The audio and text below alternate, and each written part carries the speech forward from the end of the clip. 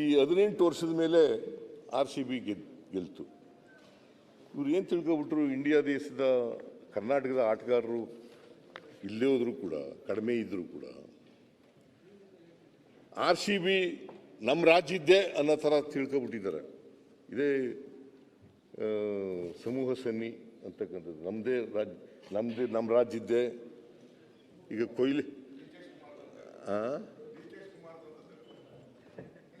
ಈಗ ನಿಂದು ಯಾಕೆ ಆಗಬಾರ್ದು?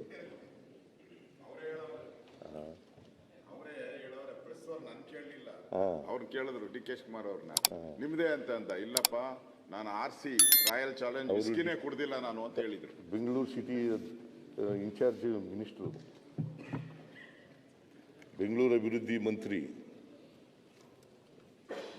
ಅದಕ್ಕೆ ಹೇಳಿರ್ಬೇಕು RCB ನೀನು ಹೊರಗಡೆ ಅದೇ ಹೇಳ್ತೀಯ, ಇಲ್ಲಿ ಹೇಳೋದಿಲ್ಲ ಅಷ್ಟೇ. ನಂದೇ ಅಂತಾನೆ. ಯಾಕಂತಂದ್ರೆ ಈ ಟ್ರೋಫಿ ಗೆದ್ದ ಮೇಲೆ ಏನಾಗೋಯ್ತು, ಜನಗಳಿಗೆ ನಮ್ಮ ಟೀಮಿಗೆ ಗೆದ್ದುಬಿಡ್ತು, ಕರ್ನಾಟಕನೇ ಗೆದ್ದುಬಿಡ್ತು ಅನ್ನೋ ಥರ ಭಾವನೆ ಬಂದ್ಬಿಡ್ತು.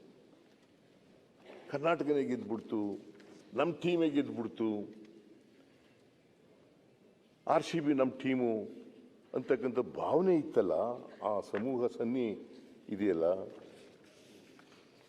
ಆಮೇಲೆ ಈ RCB ಇದೆಯಲ್ಲ, ಜಗತ್ತಿನಲ್ಲಿ ಹೆಚ್ಚು ಅಭಿಮಾನಿಗಳನ್ನು ಹೊಂದಿರತಕ್ಕಂಥ ಟೀಮು ಇದು.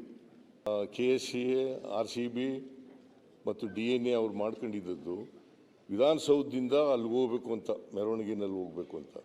ಆ ಮೆರವಣಿಗೆ ಕ್ಯಾನ್ಸಲ್ ಮಾಡಿದಾಗ, ನಿರಾಕರಿಸಿದಾಗ ಏರ್ಪೋರ್ಟ್ ಇಂದ ಬರಬೇಕು ಅಂತ, ಫಸ್ಟ್ ಏರ್ಪೋರ್ಟ್ ಇಂದ ಬರಬೇಕು ಅಂತ, ಅಲ್ಲ ಇದಕ್ಕೆ ನನಗೆ ಗೊತ್ತಿಲ್ಲ, ಇಲ್ಲಿ ಟ್ವೀಟ್ ಮಾಡಿರೋದು. ಹಲವಾರು ವರ್ಷಗಳ ಅಭಿಮಾನಿಗಳ ಕನಸನ್ನು RCB ಟ್ವೀಟ್ ಈ ವರ್ಷ ನನಸು ಮಾಡಿದೆ. RCB ಈ ವರ್ಷ ನನಸು ಮಾಡಿದೆ. ಆದರೆ ತೆರೆದ ಬಸ್ನಲ್ಲಿ ಆಟಗಾರರ ವಿಜಯೋತ್ಸವಕ್ಕೆ ಅನುಮತಿ ನಿರಾಕರಿಸುವ ಮೂಲಕ ಆಕಸ್ಮಿಕ ಗೃಹ ಸಚಿವ ಡಾಕ್ಟರ್ ಪರಮೇಶ್ವರ ಅವರು ತಾವೊಬ್ಬ ಅಸಮರ್ಥ ಹಾಗೂ ಅದಕ್ಷ ಎಂಬುದನ್ನು ಮತ್ತೊಮ್ಮೆ ಸಾಬೀತುಪಡಿಸಿದೆ. ನಾ ಹೇಳೋದಲ್ಲ ಡಾಕ್ಟ್ರೇ, ಬಿಜೆಪಿಯವರು ಹೇಳಿದ್ದು, ಟ್ವೀಟ್ ಮಾಡಿರೋದು.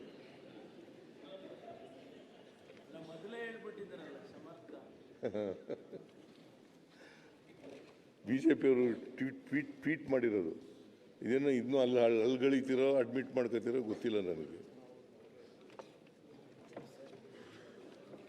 ಇಲ್ಲಿ ಬಿಡಪ್ಪ, ಇಲ್ಲೇ ಇದೆ.